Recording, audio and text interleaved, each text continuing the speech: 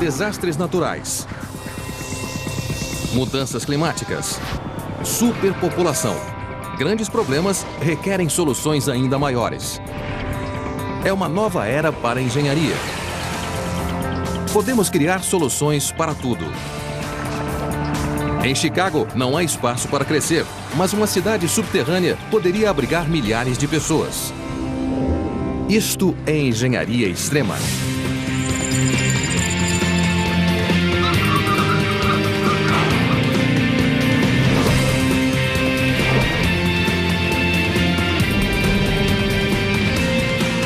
Engenharia extrema.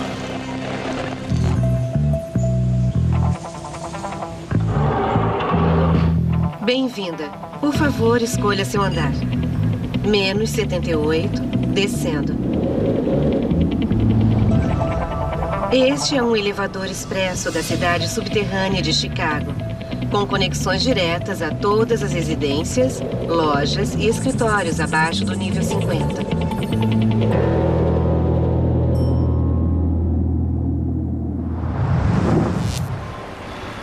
20 anos antes.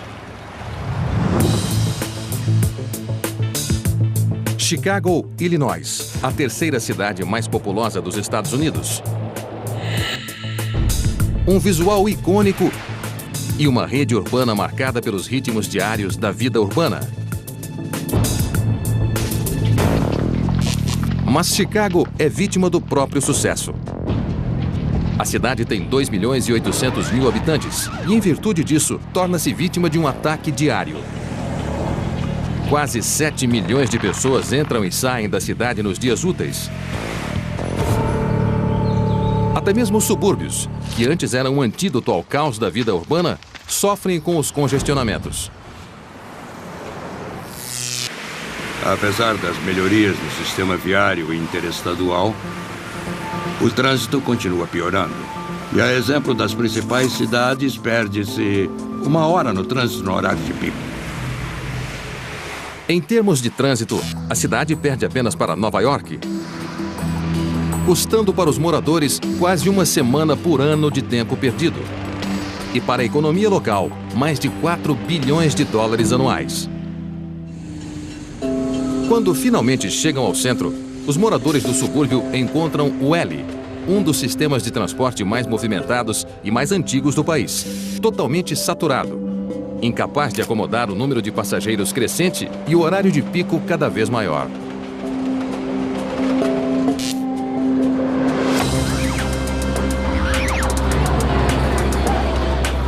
As estações do metrô e do L são feitas somente para 8 vagões, e então, para aumentar a capacidade do sistema, seria preciso aumentar o tamanho das estações e isto acabaria saindo muito caro. Áreas disponíveis no entorno da cidade são raras. Assim, a expansão lateral não é possível. E com o preço dos imóveis na região central nas alturas, a cidade precisa de uma solução drástica e inovadora. Chicago, que já conta com alguns dos prédios mais altos do país, terá de construir para baixo.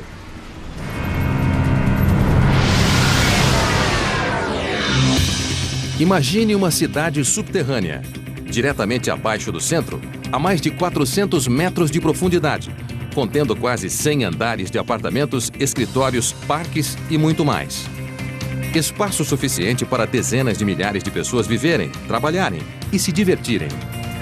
É a melhor solução para o problema de falta de espaço na cidade.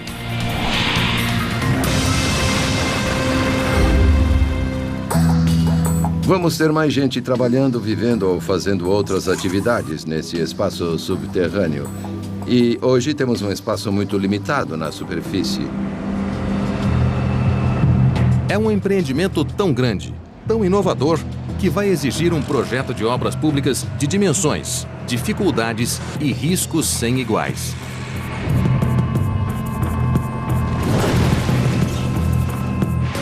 Será necessário escavar mais de 170 milhões de metros cúbicos de rochas. Operários trabalhando incansavelmente sob milhões de habitantes. Para construir espaços habitáveis com novos métodos de ventilação e iluminação?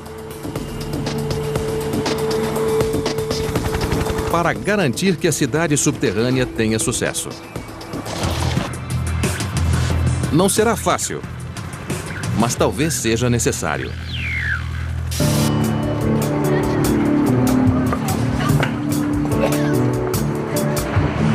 A ocupação do subsolo é uma solução que se torna cada vez mais plausível com o surgimento de novas técnicas que tornarão a vida subterrânea uma realidade. Tudo isso é tecnologicamente viável. Tudo vai depender do outro lado da engenharia que nos diz quanto vai custar e quanto vai demorar para construir. Chicago é o local ideal para este experimento ousado. Das cinzas do grande incêndio de 1871, a cidade cresceu para se tornar o epicentro de uma revolução arquitetônica, construindo o primeiro arranha-céu em 1885 e sediando a feira mundial mais influente da história em 1893. Ao construir no subsolo, Chicago ratificará sua reputação como uma das cidades mais progressistas do planeta. Mas talvez não seja a primeira. Amsterdã já propõe a construção subterrânea em um local onde não existe espaço na superfície. Nesta cidade holandesa, onde bondes, pedestres e 550 mil bicicletas disputam espaços nas ruas estreitas, o volume de carros é um problema crescente.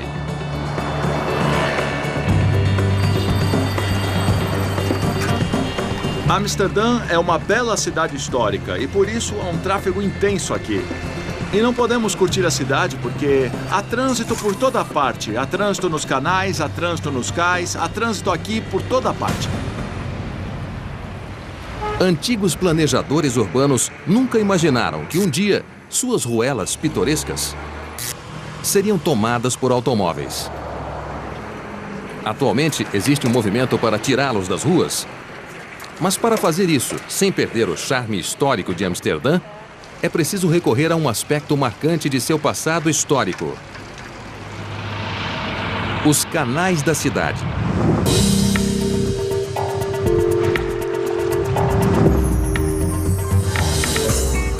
A ideia é construir uma rede de serviços subterrâneos abaixo dos 100 quilômetros de canais da cidade.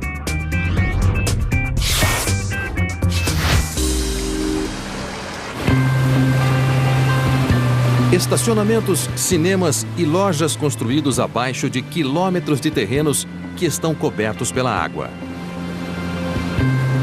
Trabalhar sob os canais é a melhor opção porque, a partir de 1 metro quadrado sem valor, nós conseguimos fazer 6 metros quadrados que tem muito valor. Na verdade, o plano transformará mais de 50 quilômetros quadrados de área inexplorada, criando espaço para milhares de carros. Mas uma obra aqui deve levar em conta a arquitetura única da cidade. As ruas de Amsterdã não podem ficar ocupadas por equipamentos de construção. Algumas são tão estreitas que os enormes caminhões necessários para a construção subterrânea nem conseguiriam entrar. Mesmo que pudessem acessar a área a partir das calçadas, as equipes estariam perigosamente próximas das casas à beira dos canais, construídas precariamente acima dos cursos d'água.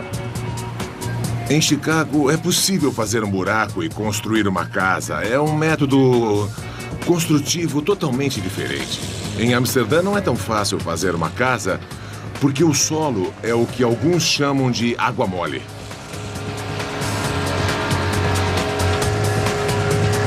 A água mole, ou o solo permanentemente alagado de Amsterdã, torna a construção de estruturas grandes e pesadas quase impossível. Por esse motivo, os edifícios raramente têm mais que 3 ou 4 andares. A maioria das casas dos canais é sustentada apenas por estacas de madeira cravadas no solo alagado. As vibrações intensas geradas pela construção provocariam um desastre. Somente os canais ficam longe o bastante dos edifícios e são suficientemente largos para receber os equipamentos de construção. Mas os canais estão cheios de água. Assim, os engenheiros propuseram uma solução tão única quanto a própria cidade. O sistema de canais de Amsterdã tem 16 comportas, que podem ser fechadas a qualquer momento. Com as comportas fechadas, os canais podem ser drenados. Eu imagino que as pessoas podem achar que a coisa mais difícil é retirar a água que está dentro dos canais. Mas, na verdade, esta é tecnicamente uma das coisas mais fáceis. Depois de drenados os canais, as equipes começarão a trabalhar, escavando 9 metros abaixo antes de assentarem uma nova superfície, que será tanto o teto do complexo abaixo, como o leito do canal acima. É uma solução que não só minimizará os riscos aos milhares de edifícios próximos aos canais, como evitará maiores perturbações à cidade. Como nós vamos trabalhar no espaço do canal, incomodaremos menos as pessoas. Mais tarde, para restaurar os canais, bastará abrir as comportas. Depois que terminarmos, os canais ficarão exatamente como estão agora, só que não haverá mais carros na superfície e nós poderemos curtir a cidade e as belas casas históricas. O projeto vai retirar milhares de carros dos passeios. E se der certo, poderá estimular outras cidades a fazer o mesmo. Só há um problema. Poucas cidades têm canais por onde acessar suas regiões centrais.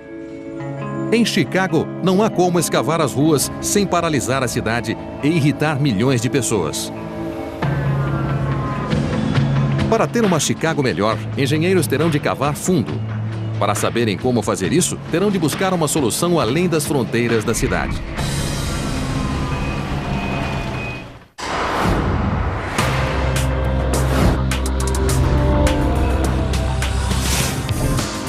Chicago pode ser o local perfeito para este experimento subterrâneo. Porque bem abaixo do vidro, aço e asfalto dessa cidade histórica, existe um passado geológico ainda mais rico.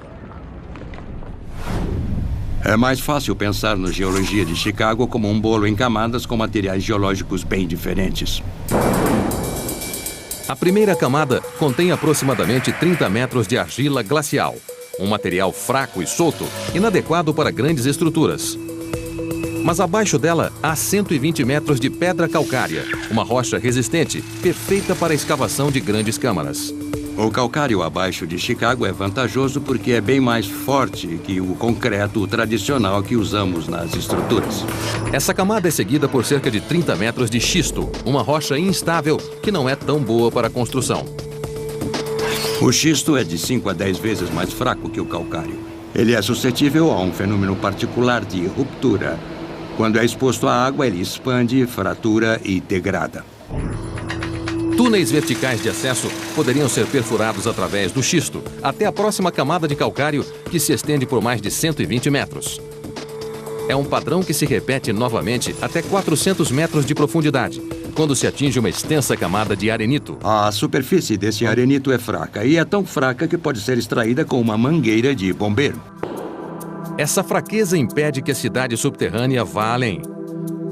Mas são as camadas alternadas de calcário que tornam Chicago um local ideal para esse feito de engenharia geológica.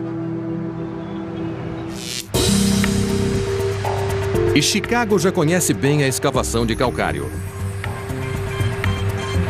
Aqui na mina Vulcan, em Naperville, a 45 minutos do centro de Chicago, calcário e dolomita vêm sendo extraídos há mais de 2 anos, com material suficiente para mais algumas décadas.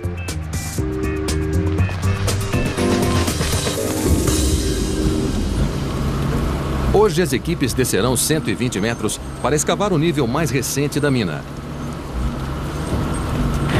O objetivo é remover milhares de toneladas de rocha em um dia. Isso é feito por um processo de perfuração e explosão.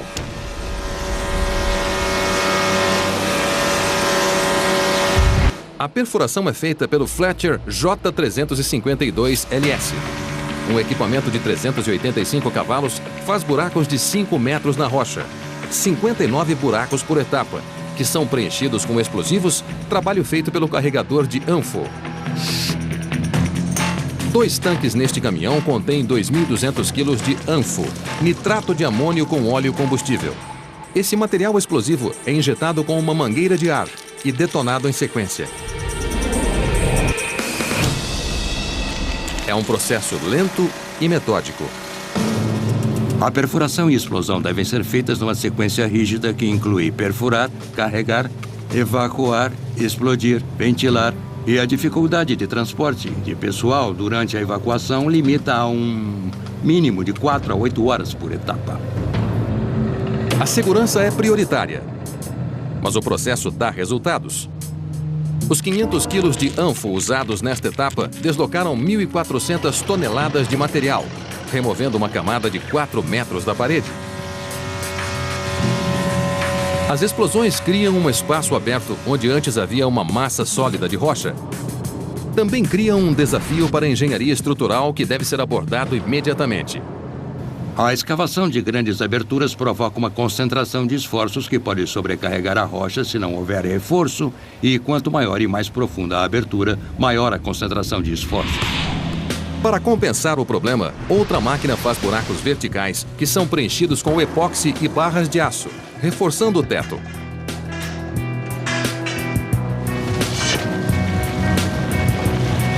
Após a explosão, o material escavado é retirado por uma esteira rolante e levado para canteiros de obras na região para ser usado como agregado, um componente essencial ao concreto que poderá ser usado imediatamente em Chicago.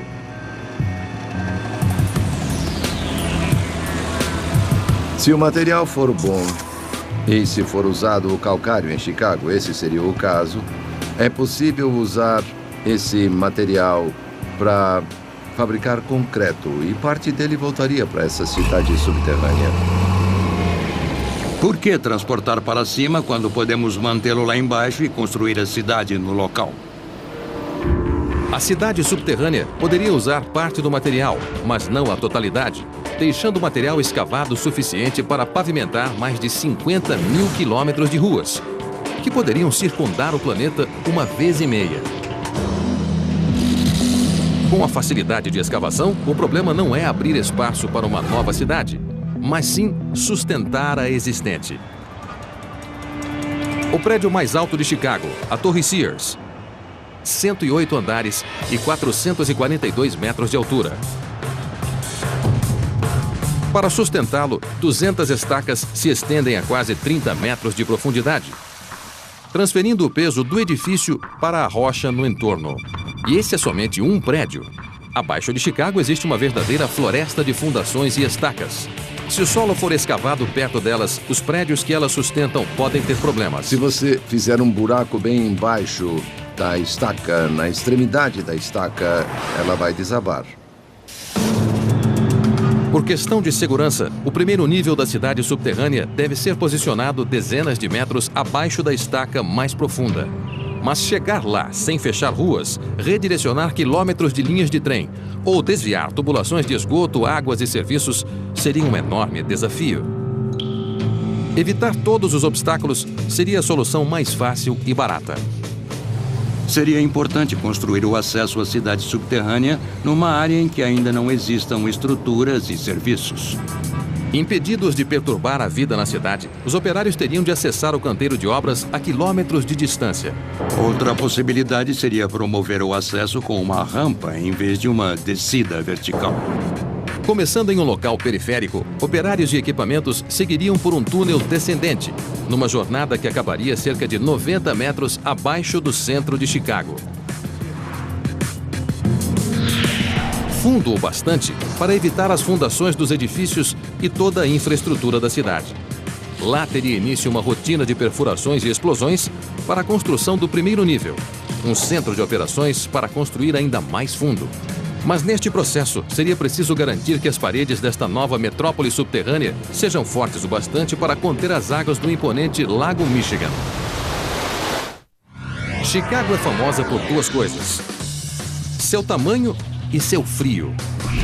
Mas um lugar que é maior e mais frio é Moscou. Com 15 milhões de habitantes na região metropolitana e mais de 3 milhões de carros causando os piores congestionamentos do mundo, o crescimento explosivo de Moscou está pondo a cidade em rota de colisão com a catástrofe. A maior prioridade no momento é acabar com o colapso do transporte na cidade e os congestionamentos constantes. A única solução para a capital russa é ir para baixo. Moscou tem um centro histórico. Para construirmos qualquer coisa sem arruinar a arquitetura histórica, nós temos que fazer isso debaixo da terra. A Rússia está realizando diversas obras subterrâneas com 2 novos projetos que visam salvar Moscou de seu próprio sucesso. O primeiro, Shopping Tverskaya, será o maior shopping center subterrâneo da Europa, com 4 andares e ocupando uma área de mais de 32 mil metros quadrados. Mas a construção provoca o desvio de 294 mil carros que percorrem as ruas adjacentes diariamente. E os operários precisam trabalhar perigosamente próximos ao tráfego. O segundo local, a Praça Paveletskaya, um dia será um complexo de 5 andares com centro de compras e estacionamento, integrado à estação de trem acima dele.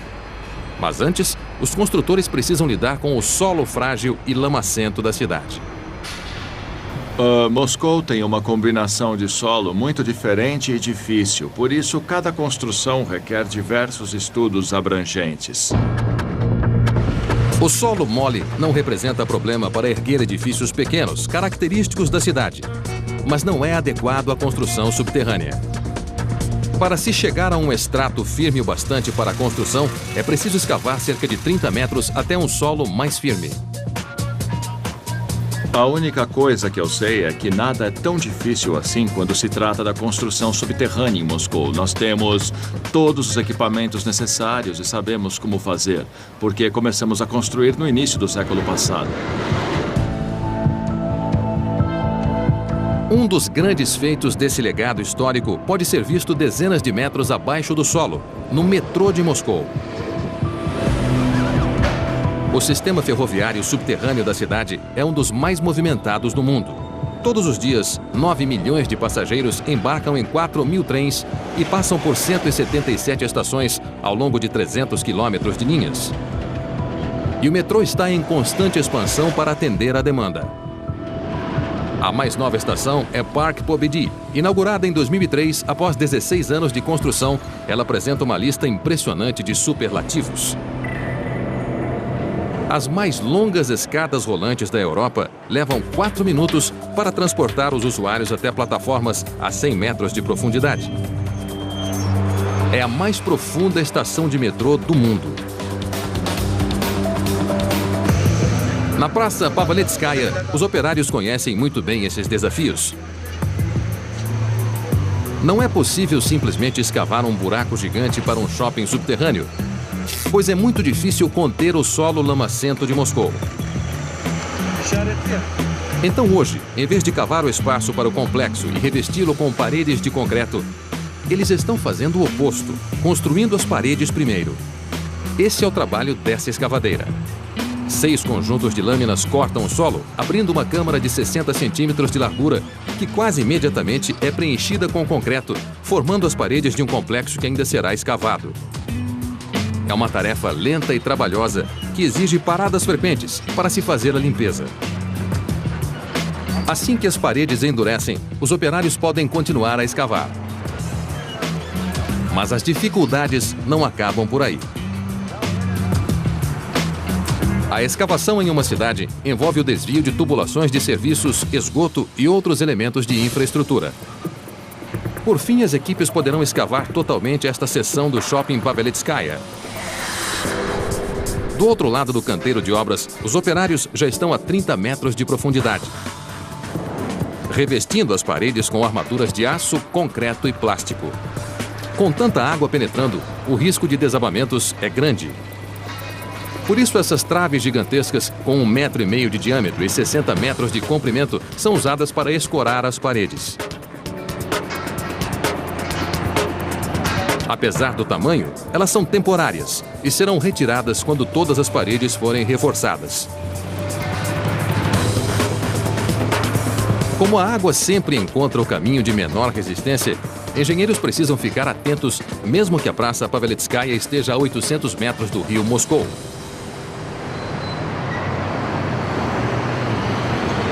Imaginem os riscos que os operários correrão do outro lado do mundo, em Chicago. Uma cidade localizada às margens de um grande lago. Nós sabemos que o Lago Michigan está logo ali. Então, como evitar que toda aquela água penetre em uma estrutura subterrânea? A invasão da água poderia provocar um desastre. Cada um dos níveis da cidade subterrânea teria de ser extremamente reforçado. Para manter-se à frente do crescimento populacional que ameaça estrangular a cidade subterrânea teria de ser feita rapidamente. Mas a pressa poderia provocar uma tragédia.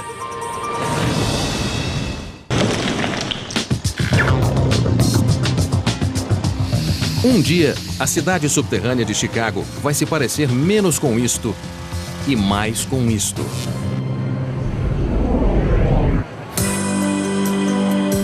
O Rokhny Riyadh, o maior shopping subterrâneo de Moscou. Com 3 andares de lojas e restaurantes, é um lugar onde milhares de moscovitas podem fugir do frio. A exemplo da cidade subterrânea do futuro, o shopping fica oculto à plena vista, a poucos passos do centro da cidade. Para a cidade subterrânea de Chicago se aproximar do conforto oferecido pelo shopping de Moscou,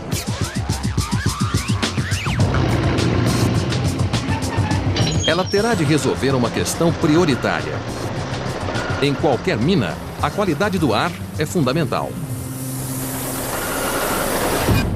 Durante a construção, engenheiros poderão adotar um método de ventilação usado na mina Vulcan. Este poço vertical suga o ar dos túneis de acesso da mina e o conduz diretamente para cima, assegurando que a poeira e outros poluentes não fiquem muito tempo em suspensão. O sistema visa dar conforto e segurança a dezenas de mineiros trabalhando em turnos de 10 horas. Mas quando se trata de milhares de residentes vivendo sob a terra 24 horas por dia, as necessidades de ventilação tornam-se muito mais complexas. As pessoas ocuparão esses espaços por 50 ou 100 anos, enquanto os mineiros ficam lá durante poucos anos e não várias décadas.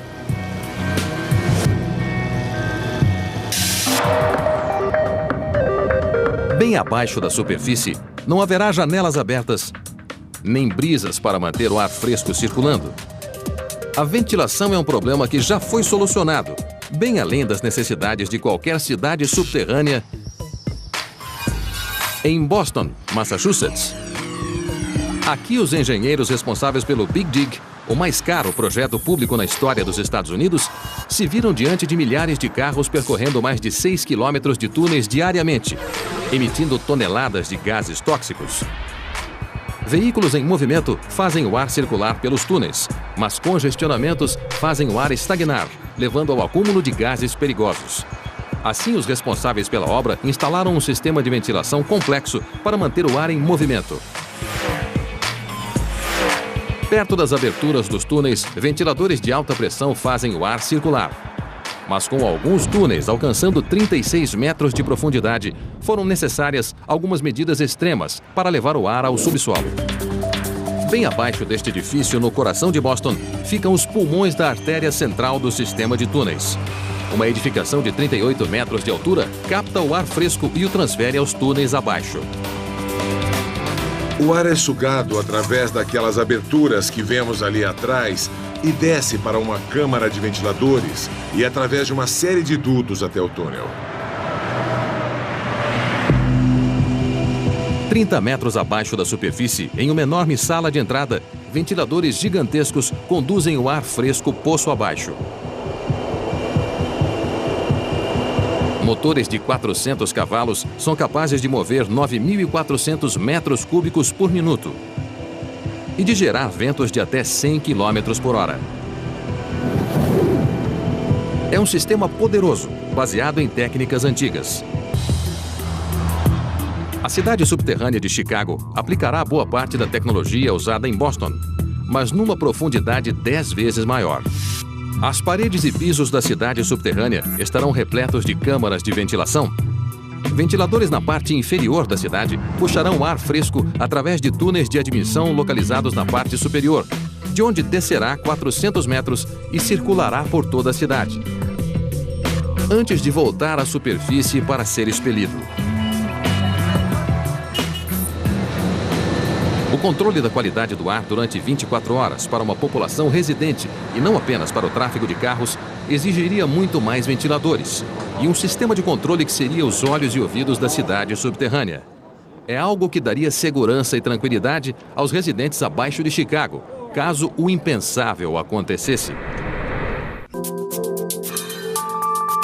Com a construção da cidade subterrânea, um fator do clima lendário de Chicago seria amenizado. Talvez até eliminado totalmente. Há vantagens de se viver no subterrâneo. Por exemplo, não ficaríamos sujeitos aos caprichos do inverno de Chicago. Bem abaixo das ruas da cidade, residentes não teriam de se preocupar com a neve ou com o aquecimento. Porque se existe uma coisa previsível na vida subterrânea, é a temperatura. Não importa o calor ou o frio que esteja fazendo em Chicago. 6 metros abaixo da superfície faz cerca de 13 graus Celsius em qualquer época do ano. Mas quanto maior a profundidade, mais quente será. Graças a um fenômeno chamado gradiente geotérmico. Na superfície, as temperaturas são afetadas pelo Sol e pelas mudanças atmosféricas. Mas até 60 metros de profundidade, a temperatura permanece constante. A partir daí, para cada 30 metros a mais de profundidade, a temperatura sobe cerca de 1 grau Celsius. Felizmente, na cidade subterrânea, os limites geológicos da construção vão garantir que as coisas não fiquem quentes demais. Seria bom estar sempre entre 18 e 20 graus do que sofrer a variação de menos 20 até 40 graus que temos na superfície. O clima constante é uma vantagem que a cidade subterrânea levará sobre a superfície. Mas há uma qualidade com a qual ela não poderá competir. Provavelmente a questão mais importante seria a iluminação em si. Porque sem iluminação artificial, lá embaixo vai ficar totalmente escuro. A luz do dia, tão vital para a saúde e a felicidade humana, só pode vir de uma fonte. Mesmo em Moscou, com apenas 70 dias ensolarados por ano, o shopping center subterrâneo Ortony Riad faz o que pode com clarabóias que decoram o teto e permitem que a luz solar chegue a 3 andares abaixo. É uma solução que funcionaria em Chicago também, até certo ponto. Enormes clarabóias iluminariam os níveis superiores da estrutura, mas mais abaixo não haveria como a luz solar chegar às pessoas. Esse simples fato tornaria a vida na superfície, apesar do frio, a escolha de muitos. Mas se existir uma solução, ela poderá ser encontrada no Centro de Pesquisas da Iluminação do Instituto Politécnico Rensselaer, em Troy, Nova York. Aqui os pesquisadores estudam os efeitos da luz na saúde e no sistema circadiano, o ciclo de 24 horas que todos os seres humanos são programados para seguir.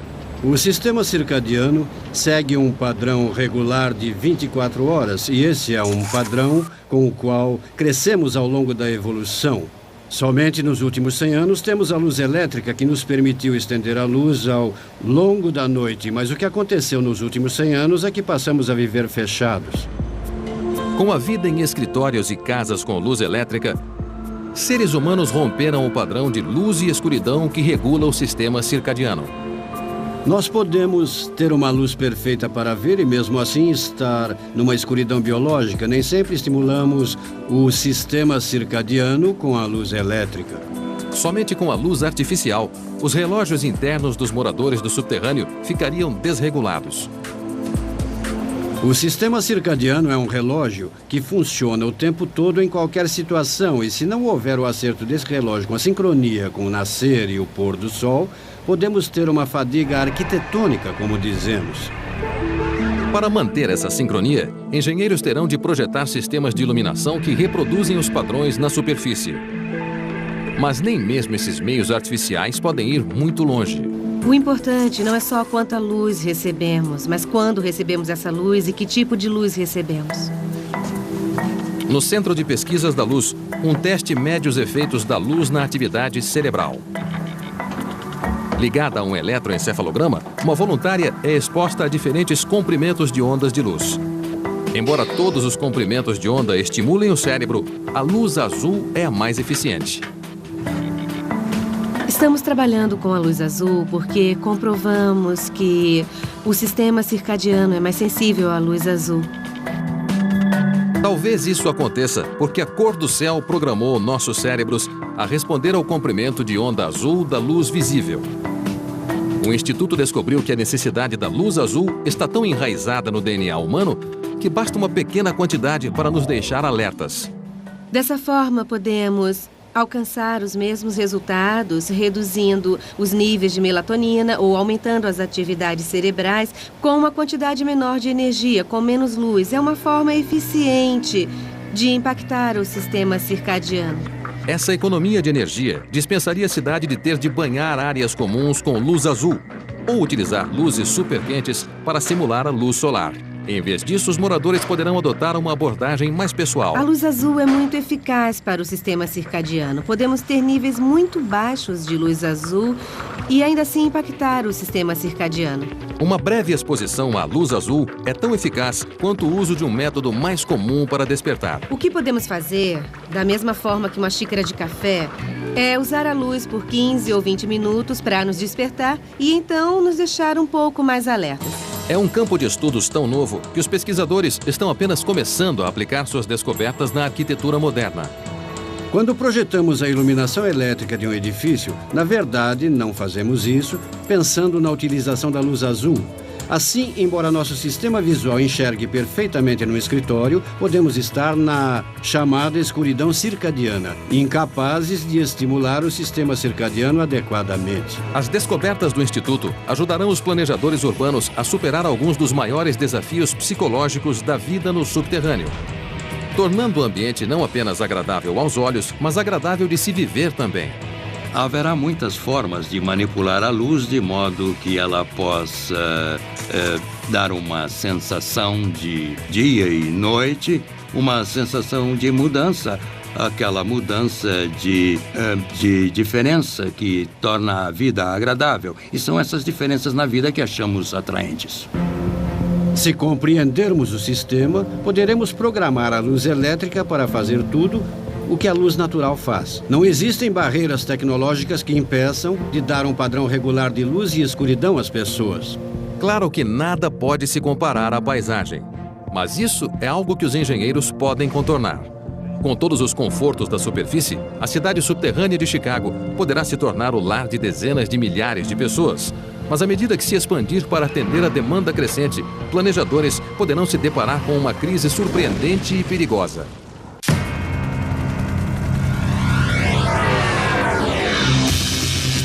Após a construção da cidade subterrânea, superados os desafios da construção, não é só a vida abaixo de Chicago que começará a melhorar. Na superfície, a cidade terá menos gente, menos carros e um sistema de transporte público mais confortável, uma vez que as pessoas não virão mais de fora da cidade, mas debaixo dela.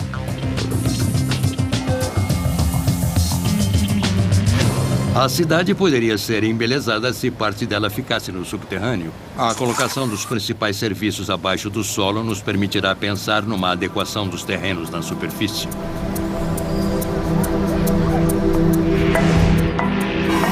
Foi o que aconteceu em Boston, após o Big Dig. A cidade se recuperou, digamos assim, e parte dos terrenos foi dedicada ao uso público em vez de ter uma via elevada sobre eles. Agora existem parques, onde antes havia estruturas de aço.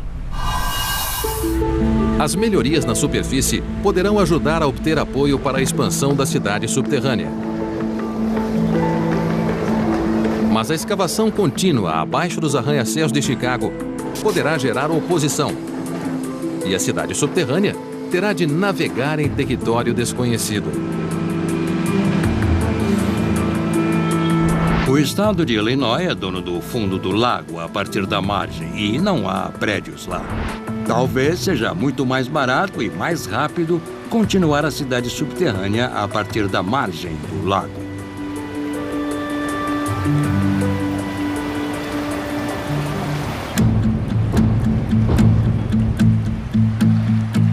Ao conectar uma nova rede de câmaras subterrâneas à cidade subterrânea, planejadores urbanos poderiam criar uma imagem espelhada da cidade sob o lago.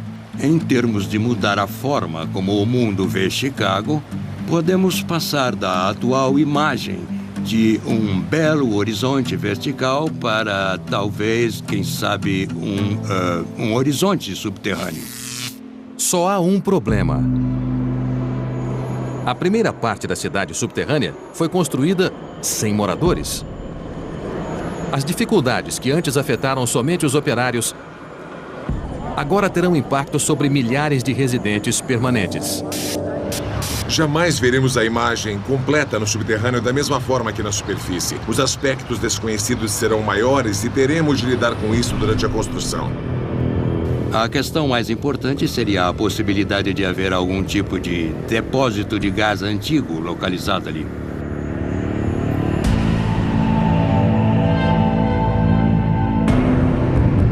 Se os operários acidentalmente atingirem um duto de gás oculto,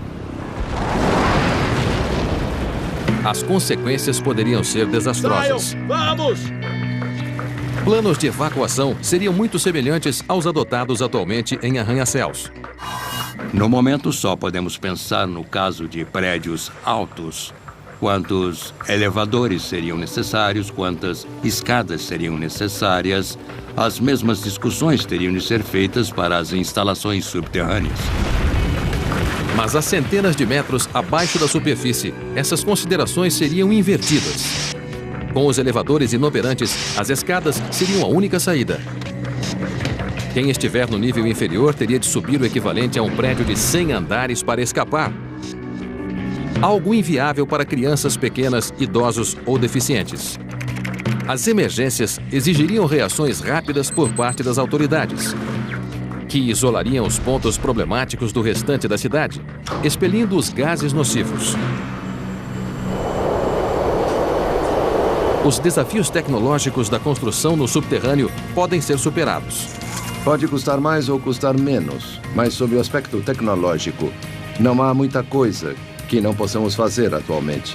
Os desafios psicológicos já são outra história. A questão é quanto tempo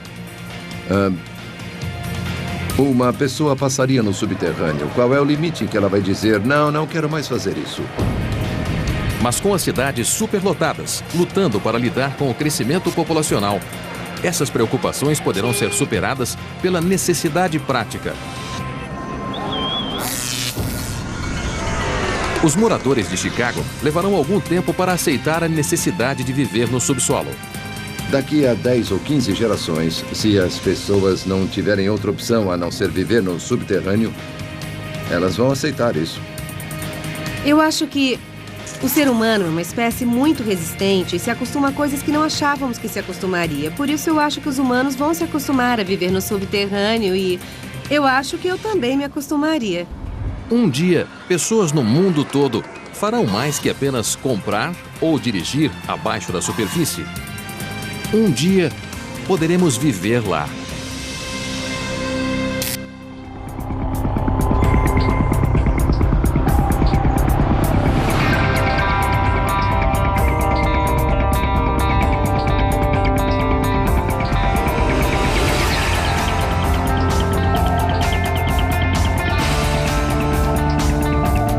Versão brasileira DPN Santos.